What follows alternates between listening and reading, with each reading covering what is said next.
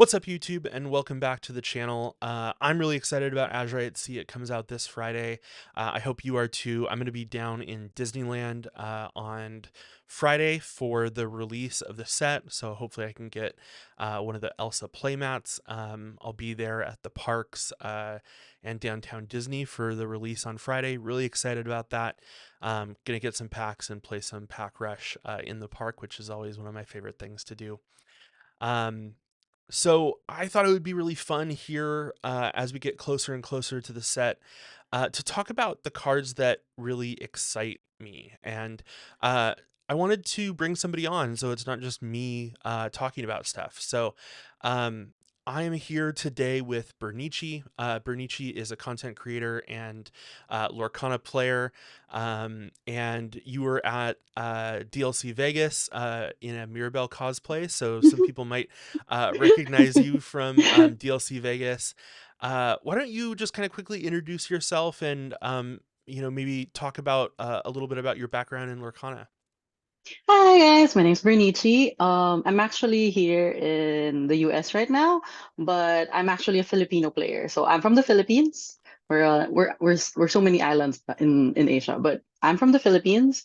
I'm one of the few that actually really play this, and Lorcana for me is a bridge between my happy place of Disney, but also the competitive side, and also like understanding so many more things. But the best part of it for me is the ability of creativity, where you meet different kinds of creators, from content creators like us on the digital side, from like 3D printers to artists to so many. And the best part is you get to spend time with your friends and connect to many, many kinds of generations, from the young to the old. Disney is for everyone. So let's go. Yeah, I mean, I love that about this game. This game is so approachable.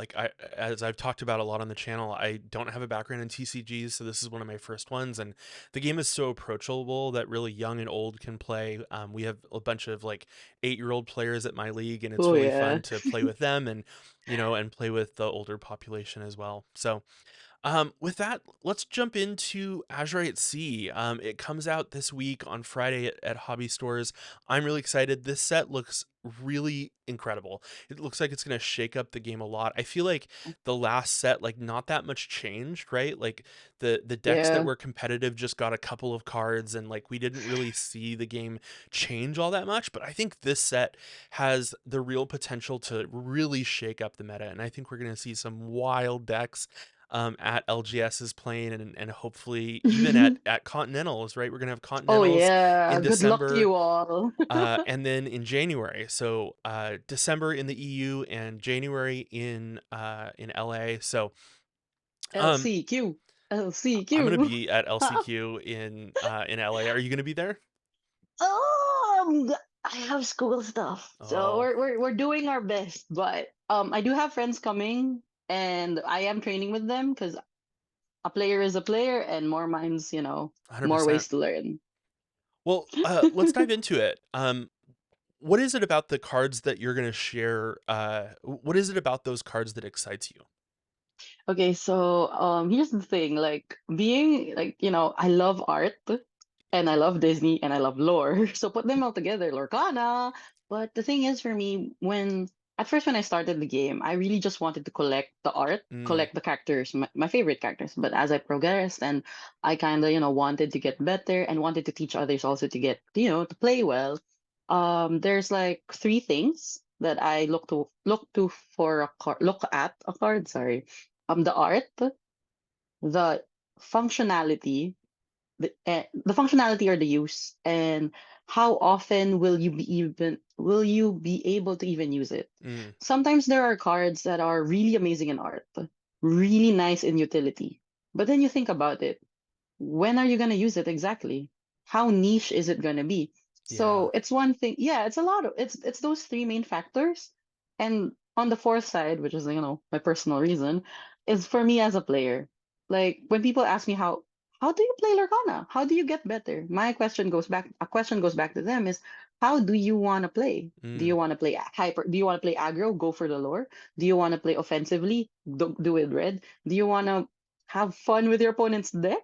discard, or the bounce and magic of purple? Or do you want to be stable and strong, like, steel? Mm, And most of all, do you want to like energy yourself fast and ink yourself fast like blue? So you can't really persuade someone unless they themselves know how they want to play and how to have fun. Like winning is fun, but there's also like, actually enjoying the game. for So, sure. Yeah, I mean, I think you hit on a couple of things for me, like the art in Lorcana is so cool. I've gotten the opportunity to meet a couple of artists, get a couple of my cards signed, and I don't know, it feels really special, right? That the artists are involved in the community, they show up to the events, the DLCs. I got to meet a couple of them at D23 in LA earlier this oh, year and get some signatures. Um, but the art is so killer for some of these cards, and I think this set just like pushes it one more level. The art this set is so good, and we're gonna oh see some hell of the yeah. cards. I'm super excited about the art. One that I'm not showing in this that I love is the new scar, the purple scar, the rush scar. The art on that one Oh is just like it blows me shit. away. So I love the art too. I also, I'm a competitor. I love to compete. So I want a card to be playable. I want it to have a utility to it. I want to be able to deck build around it, right? Like I'm a deck builder at heart. I love to build decks. I love to brew things. They're not always the most viable, but I love a card that I can like that makes my mind just start sparking of like, oh, I want to Oh put it in this hell deck. I want to put it in yeah. this deck. I want to combo it with this card and like start thinking about all the ways I can use that card. So, without anything else, let's jump into it. So number five, my number five card is Alice Savvy Sailor. Uh, and to be clear, like I don't necessarily think all of these cards are going to like shape or warp the meta. These are just the ones that I'm personally most excited for. This card is a 3-drop uninkable. It's a 1/4, so 1 strength, 4 willpower.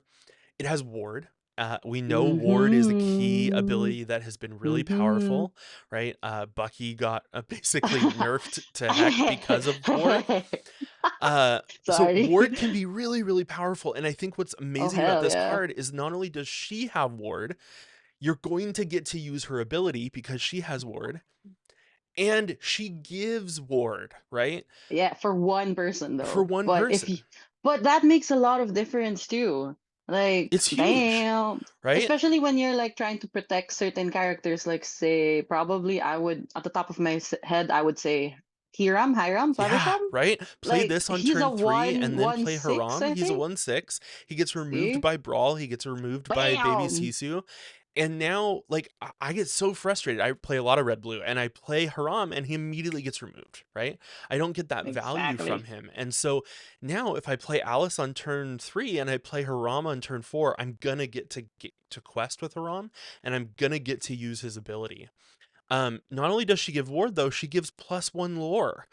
So you're So basically like overpowering your it Mr. exactly, Flaversham. right?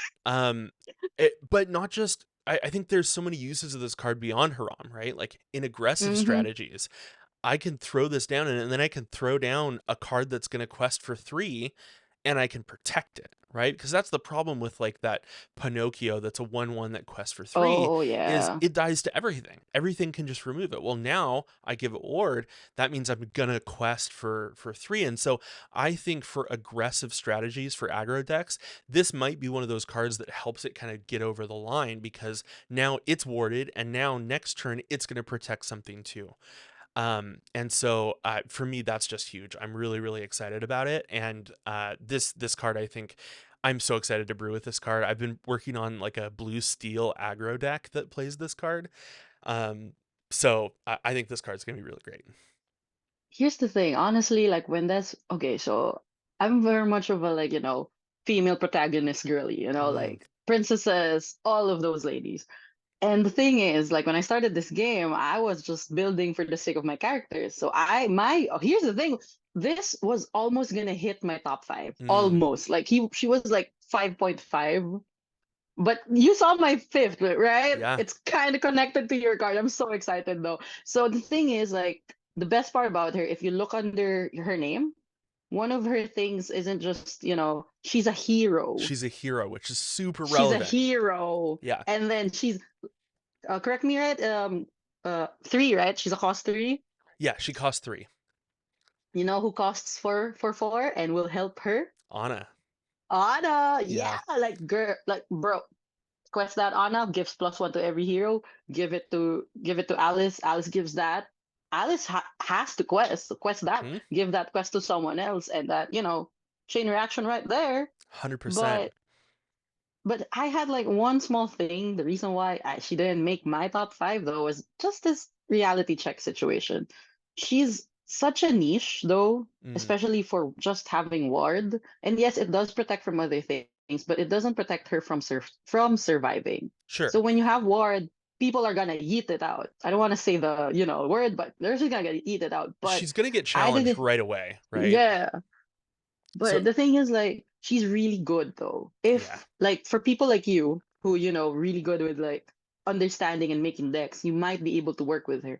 But she has her good side and her bad side, especially being an uninkable. But for a blue, being that cost wouldn't technically be a problem. But she's also pretty. Her art's amazing. I'm Her gonna art get is a foil of amazing. her. Like, I'm I gonna can't get a wait to foil see of the her. foil. It's going to be beautiful.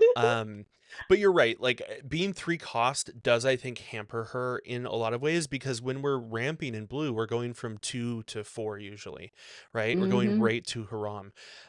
Which is why I'm playing her in a more aggressive deck that isn't necessarily focused on ramping. It's focused on building to the board and questing hard. But you're right, this is not a card that you can just throw into any deck and just have it work, right? You kind of have to be building a deck that's kind of built for this character.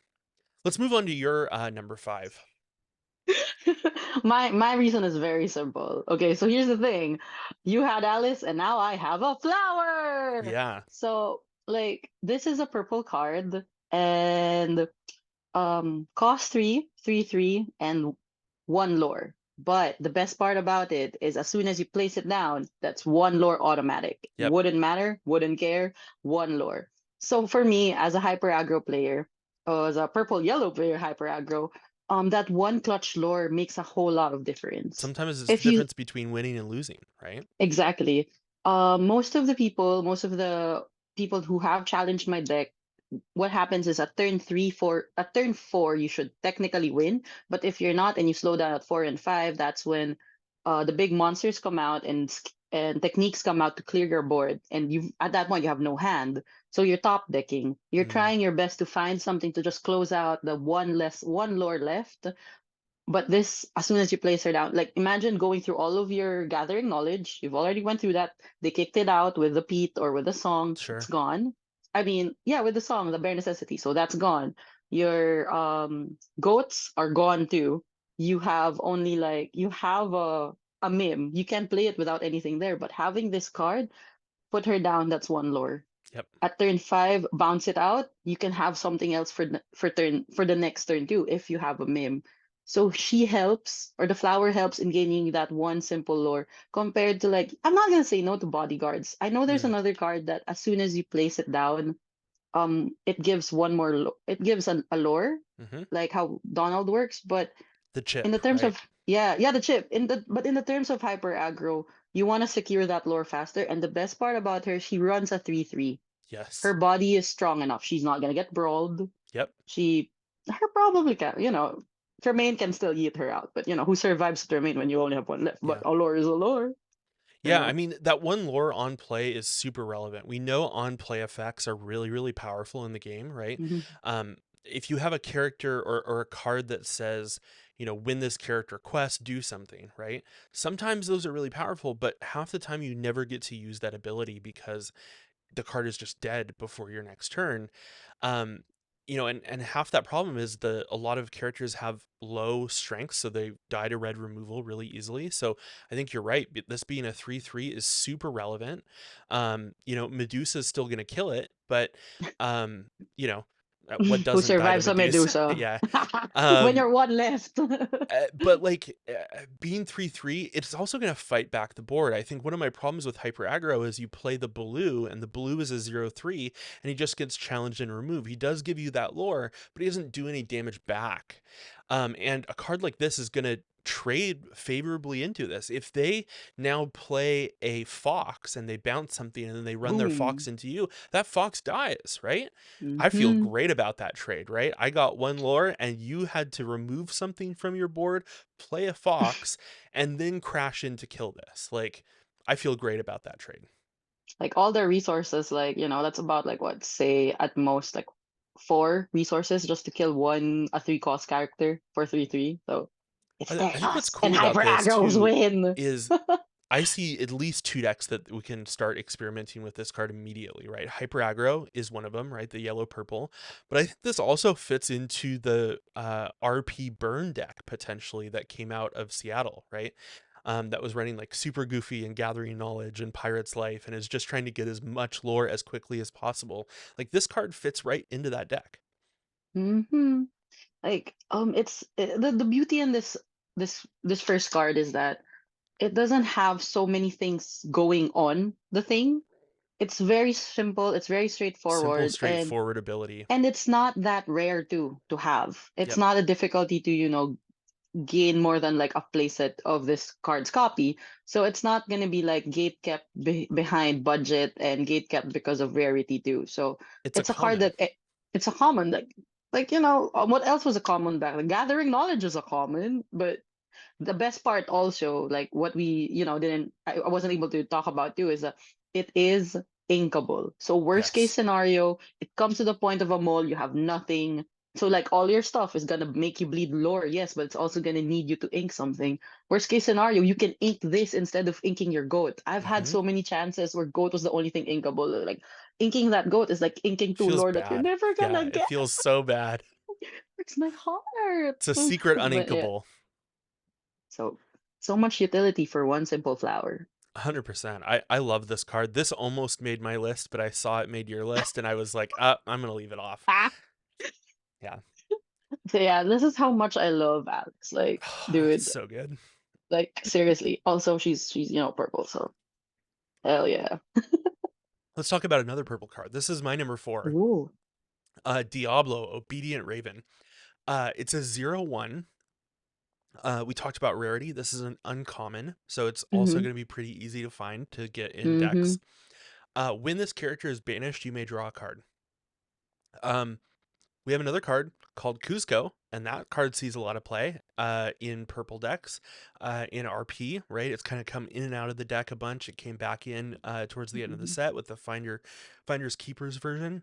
Mm-hmm. But a card that replaces itself, that is guaranteed to replace itself, super powerful, right? We are always going to get a draw off this card. And I think just for that reason, it's going to be included in a lot of decks. I don't know, I think some decks, it's going to be better to play Chernobog or it's going to be better to still play Broom. But I really like this card. I've been testing it a little bit. And, Hmm. um, you play it with library, you move it into library, Oh it hell dies, you get yeah. two, right? It's just huge. So this is my number 4. Again, it's inkable. So it can just be ink if you don't need it. And the art goes so hard. Look at Oh that art. hell yeah. Oh hell yeah. So like honestly for me, almost. But the thing is like I have this very rigid reasoning system when it comes to collecting cards. Ladies go first. So the Mm, flower, ladies, princesses, royalty, the flower made it in. For all sure. the reasons it was part of Alice. But this Diablo, I actually when it first came out, I was taking it with my coach friend about Mm, it. I was like, because at the time I was yellow purple. But again, I hate to be the bearer of like, realistic bad sure. news. So the thing is, like, as much as I love this card, again, it's a 0/1. So you're going back with the same reasoning as a Baloo, where Sure. yes, you're gonna get something, but your character is gonna be hit, but the person hitting it won't get anything in return. So in a 100%. way, it's kind of difficult to if that's one of the things that if your deck is meant for offensive or you're trying to wipe out no. But if you're trying to make up for the gap in draw power, this is amazing. Especially well, like, hyper aggro is gonna benefit like so much from this. The moment that it dies, you draw. You don't have to wait for like um what, 3 turns. Technically, with Cusco at ink 2, you drop it at ink 2, Mm-hmm. but it will only be banished at ink 3. So Yep. that's like what, 3 turns. But with this, 1 turn, ink 1, ink 2, and you can even like it's a cheap card too, especially at the end of a hyper aggro where you're top decking and you get this one card. Slap it down. Yes, your opponent's gonna kick it with Brawl, Termain, Medusa, Dragon, or whatever. Yes, it dies, but you still get the draw. So if draw is the power, then this is power. But if it's for other things, it might be questionable for others. I Yeah. do agree with your Chernobog and Broom situation though, but yeah. What I like about this and why I would play this in a deck is because it's a deck thinner ultimately. I treat this the same way that I would treat Popsicle, right? Popsicle just means I'm playing a 56 card deck. Um, because it immediately replaces itself, right? And I know, with Popsicle, there's other synergies and that kind of stuff, but um, that one draw, like you were talking about, can be so relevant, right? Because if I play this on one and they kill it on, turn two after I quest with it, um, that might help me unbrick my That's hand, two draw. Exactly. right? It's like two draws right there. One from the card, one from your turn. Like, Yeah, what are exactly. you asking for? But It can really help me out of a situation where maybe I have too many uninkables after a mulligan.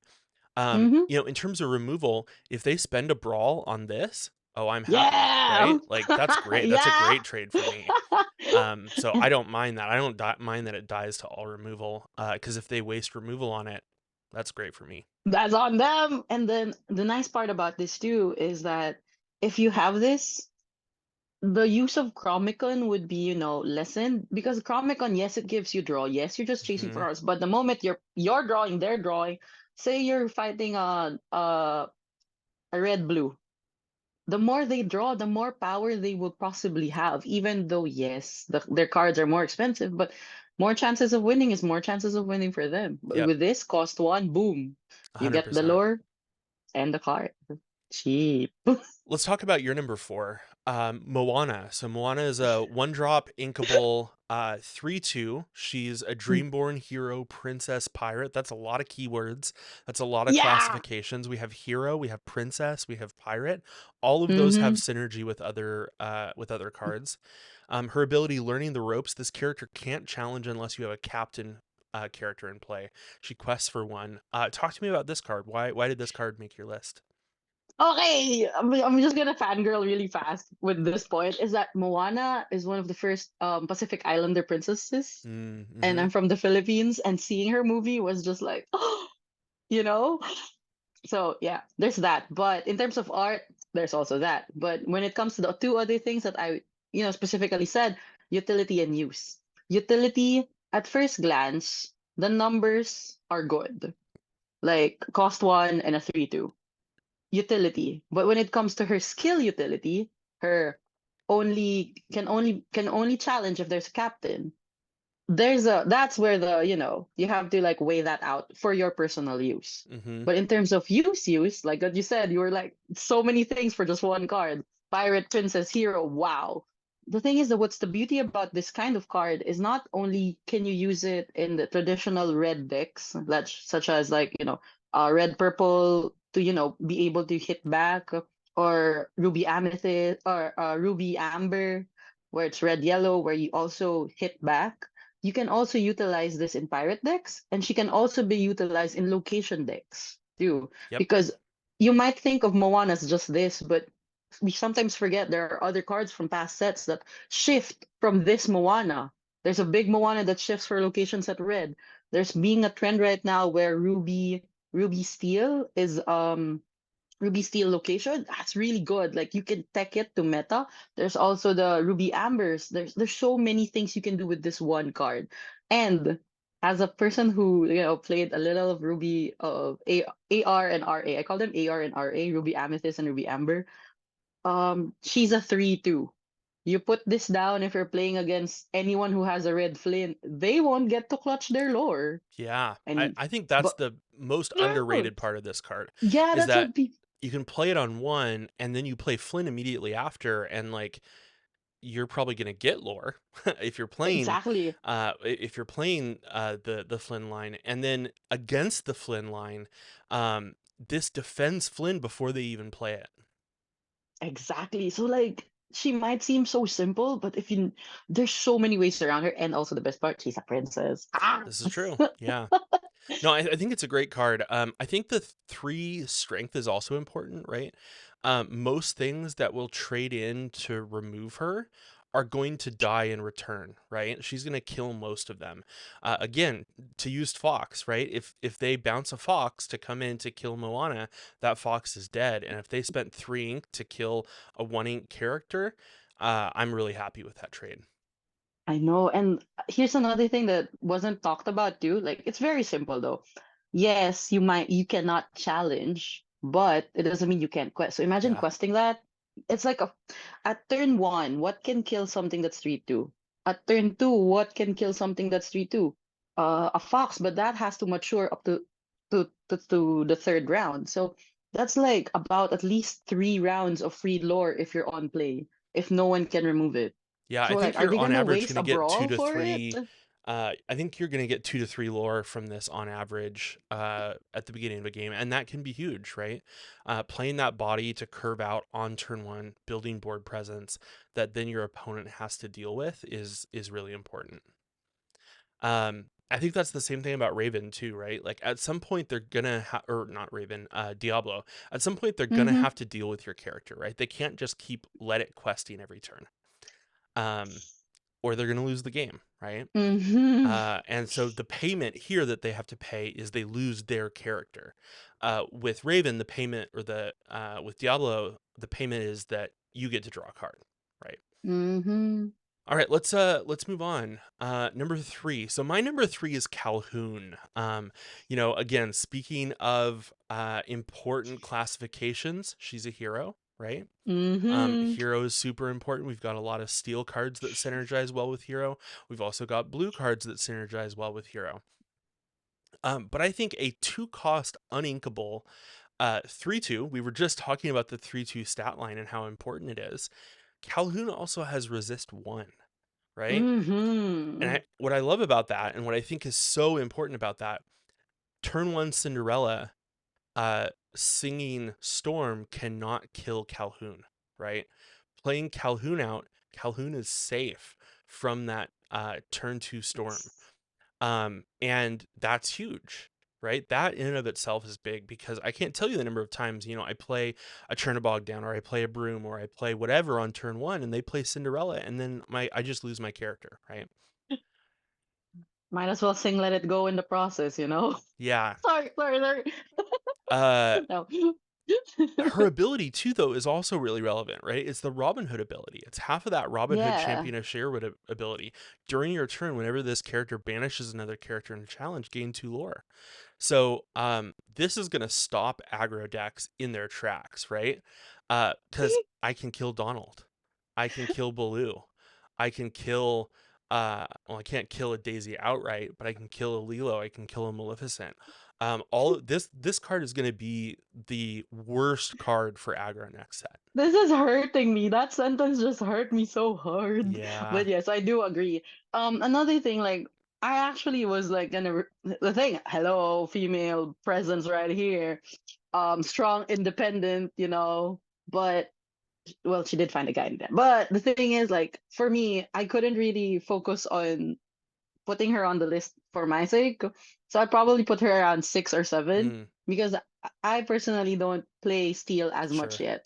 But at first glance, yes. Yes, Steel has been giving me a hard time this whole set 5, with Steel Song being one of the Hmm. hardest matchups for my hyper aggro. But this girl is broken. If you know, I like think she's this card is broken. broken. This card is very good.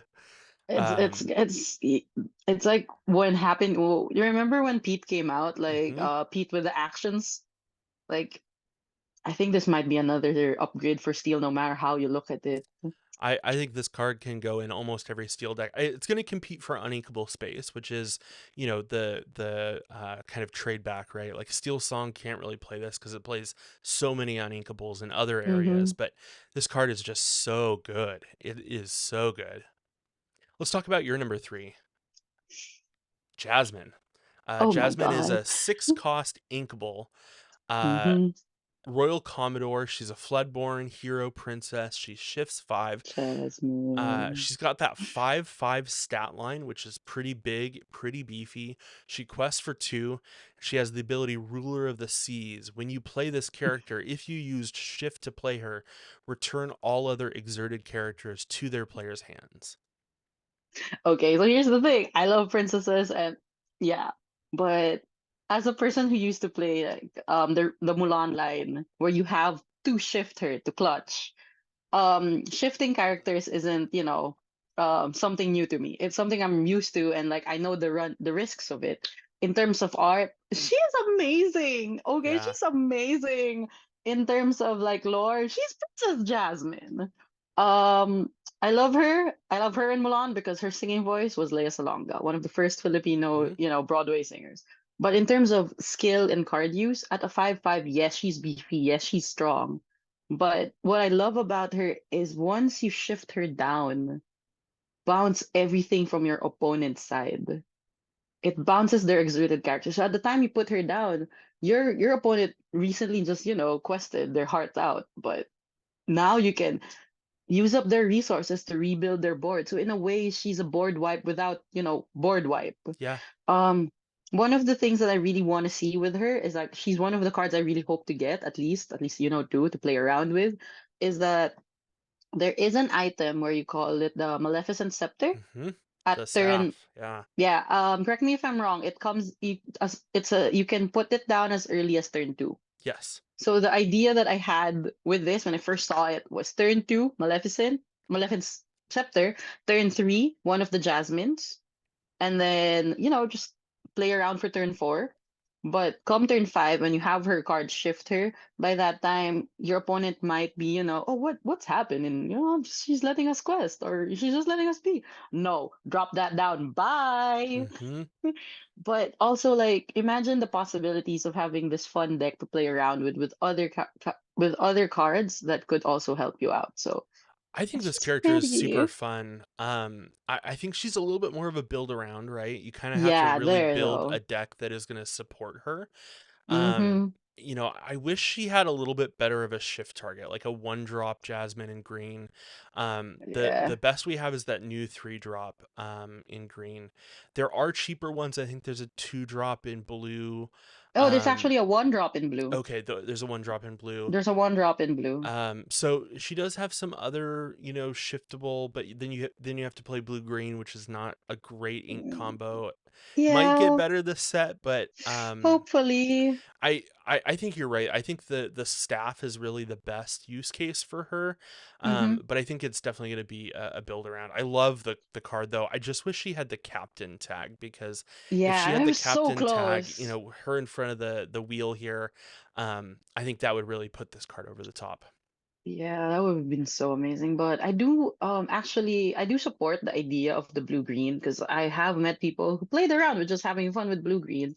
I asked them, so what's the win condition? They're like, I'm not sure, there's no win condition just yet, but there is like it ramps. Yeah. So when you put that in perspective, like if you can ramp fast, that's pretty good. And the thing is, like, if you do think about using this as a shift target or using the blue Jasmine as a shift target, her blue is a cost one.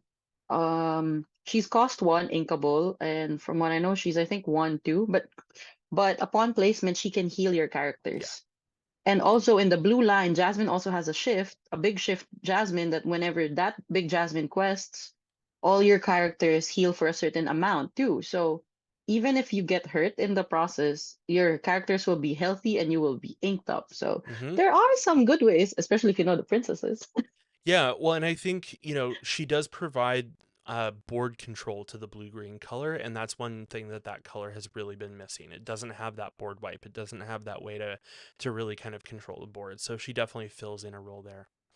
Let's move on to number 2. So my number 2 is and I think this might be a pick that will shock a lot of people. Gazelle, Angel with Horns. She's a 2-drop inkable 1/2. Dreamborn and ally classifications. But really, why I think she's so good is her ability.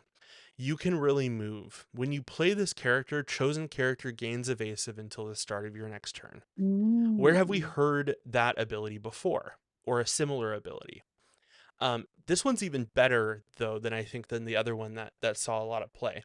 But the 4-drop green Tinkerbell sees a lot of play, and she gives evasive this turn.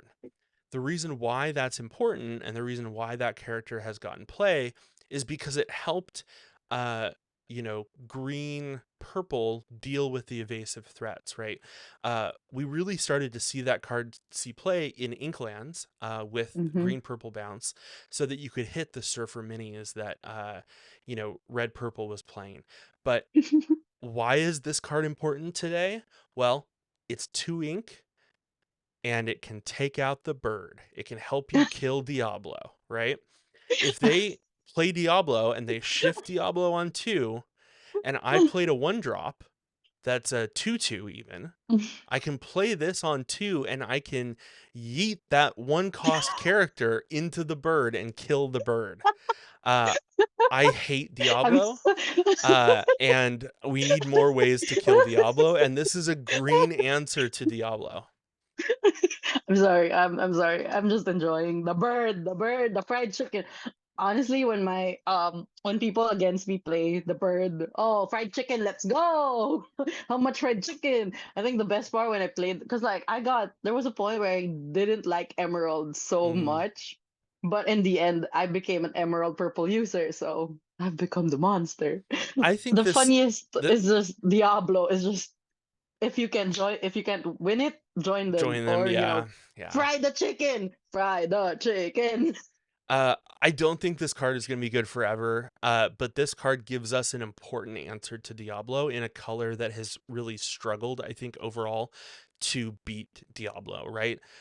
Purple green has really struggled against Diablo and against the discard deck Mhm. because it doesn't have enough answers for Diablo. And now this gives us a very clear early answer to Diablo. So that's one of the things I'm really excited about.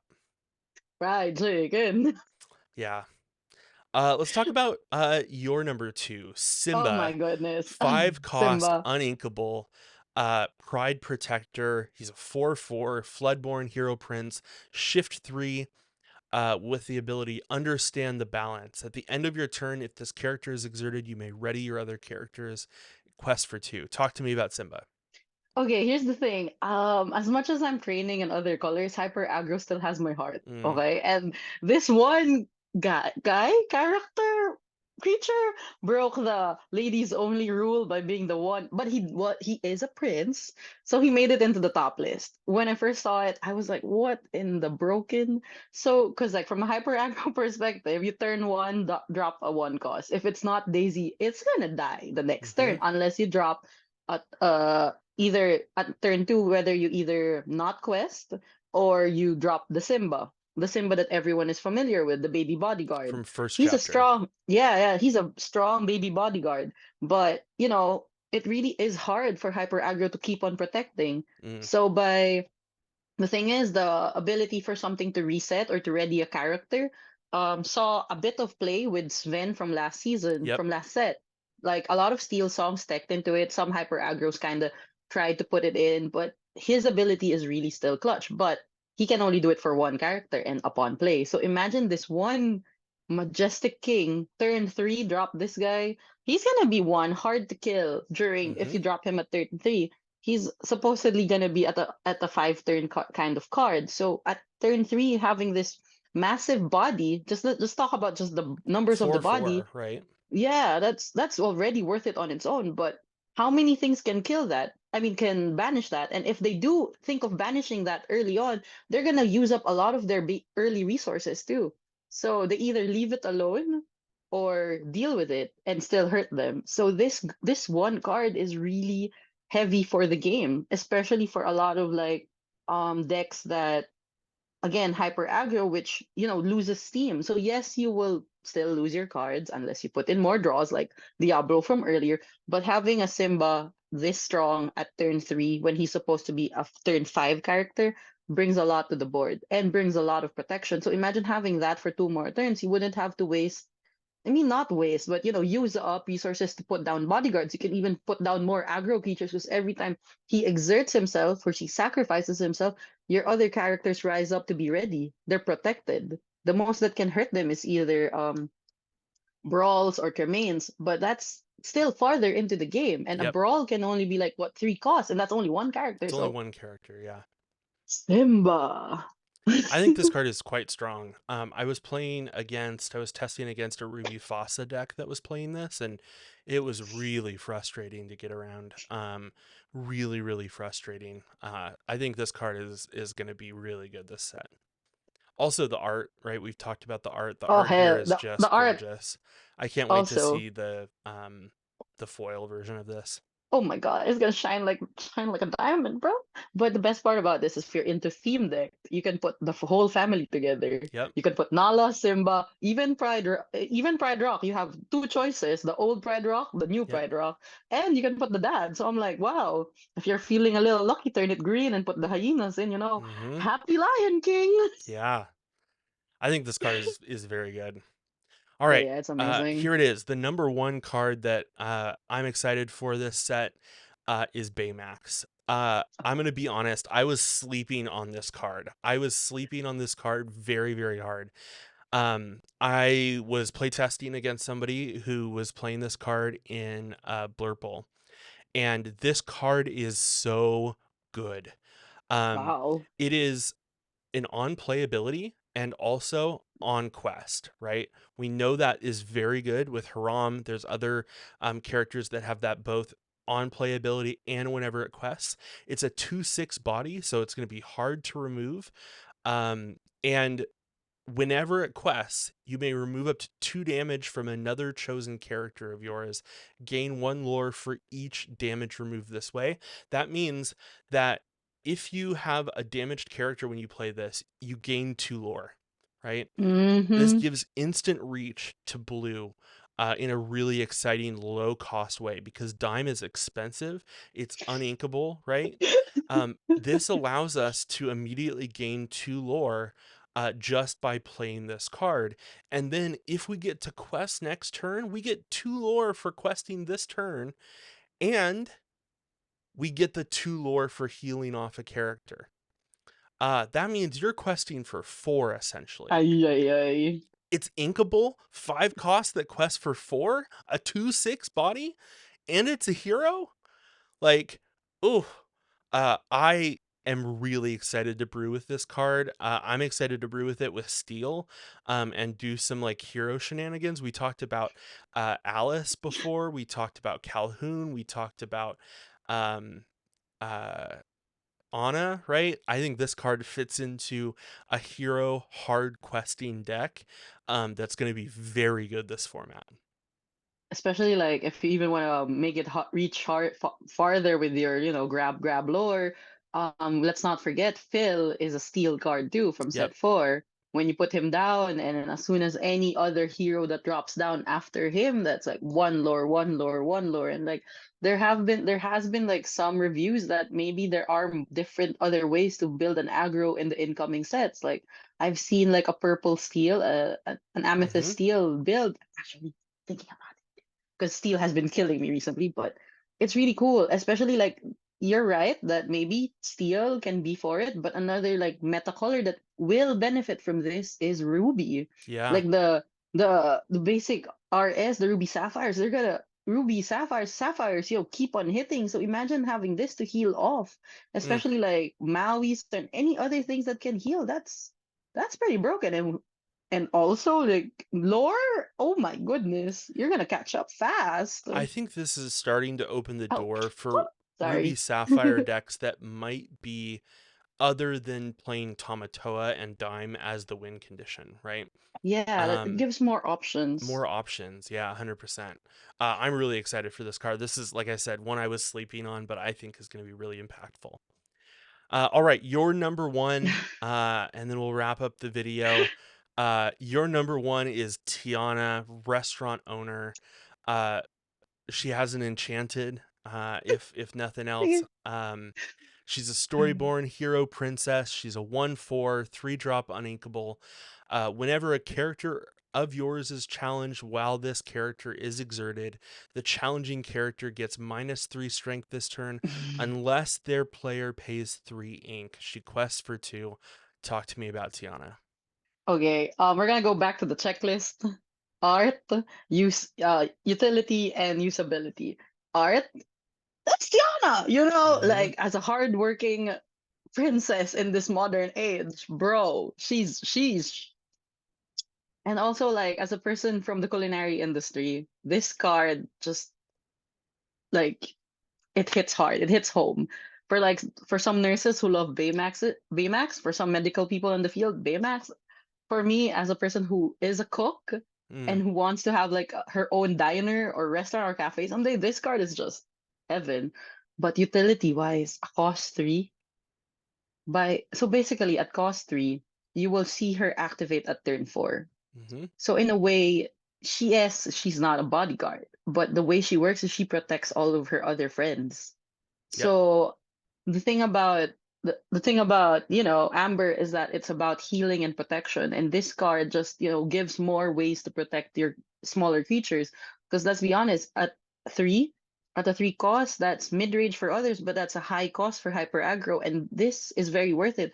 So as soon as like it doesn't only just protect you, it also wastes resources for opponents. So like if I they think can't that's the pay, most they can't important be part of this safe. card. Yeah, Um, like I think they have to pay taxing. three, Yeah, taxing their resources, there you because go. Like, that's how hyper aggro loses, right? Is like you get to 4 to 5 ink and they are building their board state while they're dealing with yours, because they're able to challenge your board with what they've already put on, take favorable trades, favorable mhm. removals, and then they continue to keep deploying things to the board. And this will hamper their ability to play resources to the board. And I think that in and of itself is pretty huge. Yeah. So like Tiana's just also she's yellow. She's a princess and amazing. Like almost of the princesses are in the yellow deck. So yeah, some people have like, thought about it, putting her with her significant other together. So that's also kind of Mm-hmm. cool, putting them together. But I didn't pull Nevian, so we're kind of a little bitter about that. But Yeah. strong, independent woman right here. She didn't She's need a great. guy. She Yeah. didn't need a guy, but a guy still came and loved her for who she is. Always. I love it. I think this card is going to be super great this set. I'm really excited for all of Azurite Sea. Azurite Sea looks like a really awesome set. It's going to change things up really massively this set. So it's going to be on store shelves this Friday. I know I'm going to be ripping a few packs this weekend. I'm really excited to see how the meta starts to shape out for Azurite Sea. Thank you so much for joining me tonight. Thank I you. know, it's been a little bit of a long video, but thanks for tuning in, everyone, and for walking down the Azurite Sea. Have fun sailing the Azurite Sea this weekend as we celebrate the sixth set of Disney Lorcana. Super, super exciting. All right. Thanks for tuning in. We'll see you in the next one.